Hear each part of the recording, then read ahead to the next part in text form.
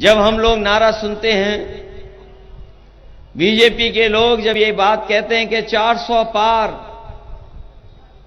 और जब उनके तमाम नेता जो देश के कोने कोने में हैं, उनके स्टेटमेंट जब आते हैं, तो लगता यह है कि 400 पार का ये नारा इसलिए दे रहे हैं कि ये बाबा साहब भीमराव अम्बेडकर जी का दिया हुआ संविधान को बदलना चाहते हैं। जो लोकतंत्र हमें मिला है, न जाने कितने हमारे हिंदू मुस्लिम सिख भाई जिन्होंने मिलकर के आजादी दिलाकर के कुर्बानियां देकर के हमें लोकतंत्र दिया, और सच्चाई तो यह है कि दुनिया का सबसे खूबसूरत लोकतंत्र अगर कोई है तो वो हमारे भारत का है।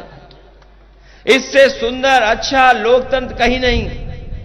और जो संविधान बाबा साहब भीमराव अम्बेडकर जी ने दिया है, वो संविधान ऐसा दिया है कि अगर संविधान के रास्ते पर सरकार चलेगी तो किसी भी जात धर्म का कोई भी होगा, उसके साथ कभी भेदभाव नहीं हो सकता है। रखना, इस इंडिया गठबंधन को अगर किसी ने बचाया है तो समाजवादी पार्टी ने बचाने का काम किया है। और हम लोगों ने कोई परवाह नहीं की, हमें ज्यादा भी सीट देनी पड़ी तो हम लोगों ने ज्यादा सीट दी। लोग कहते थे इतनी सीटें क्यों दे दी हैं आपने? हमने कहा ये सीटें इसलिए दे दी हैं कि हम इंडिया गठबंधन को मजबूत बनाना चाहते हैं, और चाहे हमें 17 सीट देनी पड़ी, लेकिन इंडिया गठबंधन बनाने का काम अगर किसी ने किया तो समाजवादियों ने किया।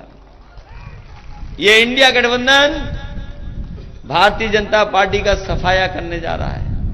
हाल ही में हमने इलेक्टोरल बॉन्ड का मसला देखा है। इलेक्टोरल बॉन्ड ने भारतीय जनता पार्टी का बैंड बजा दिया है।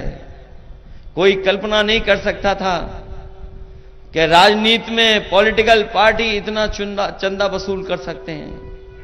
हम और आप जानते हैं, चुनाव होते हैं, कार्यक्रम होते हैं, तो अपनी इच्छा से लोग चंदा देते हैं, अपनी हैसियत के हिसाब से मदद करते हैं। लेकिन भारतीय जनता पार्टी का आपने देखा, इलेक्टोरल बॉन्ड से बताओ कितना चंदा वसूला इन्होंने।